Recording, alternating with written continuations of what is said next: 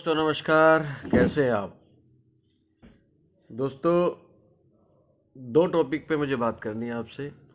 एक तो ये कि अधर्म का प्रभाव कैसे फैलता है और वो किस तरीके से, मेरी अपनी कल्पना के अनुसार देखना।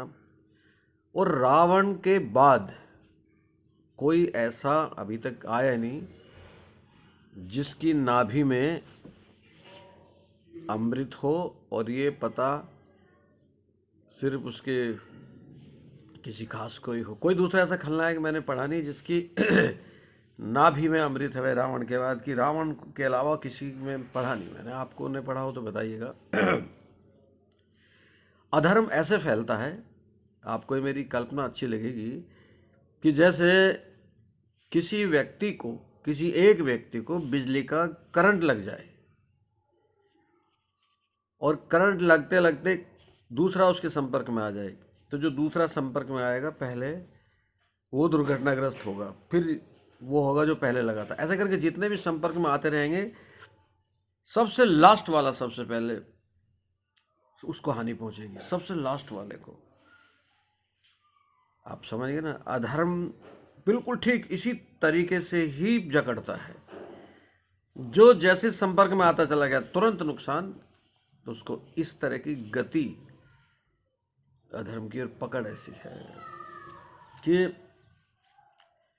वही आप समझ के, ज़्यादा समझाने की जरूरत क्या है। बिजली के करंट की तरह है, जिसे अभी लगा वो तो लगा ही लगा, उसके बाद जो से उसके संपर्क में आ गया तो फिर उसे पहले पहले उसको हानि पहुंचाएगा, फिर पहले वाले को, सबसे आखिरी वाले को पहले हानि पहुंचाएगा तुरंत, फिर उसके बाद प्रभाव देखिए आप। तो अधर्म का सबसे पहला प्रहार किस पे हो रहा होगा? इस वर्तमान पीढ़ी पे। इस पे भी एक और वीडियो बनाऊंगा। और रावण के बाद ऐसा कोई दूसरा हमारे क्यों नहीं आया जिसकी नाभि में अमृत हो, जिसको हम मार ना पा रहे हो।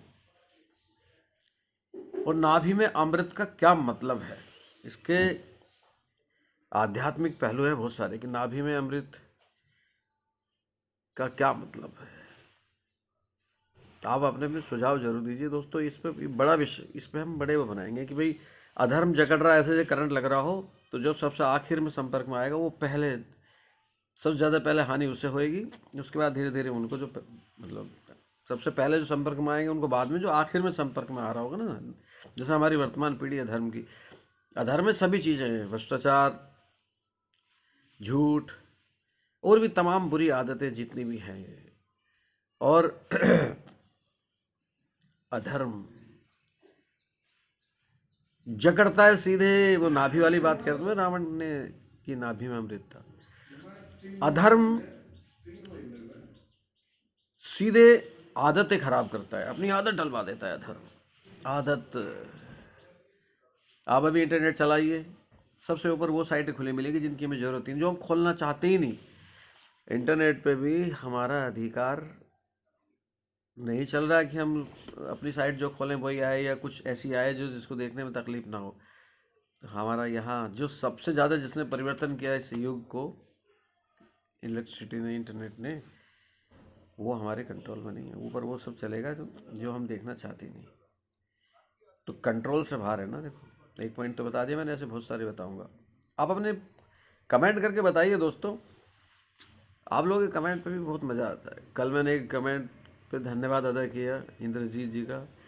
ऐसे ही बहुत सारे कमेंट लेके कुछ आप लोगों से खुश मिजाज वार्ता भी किया करूँगा। जय हो कल की जी।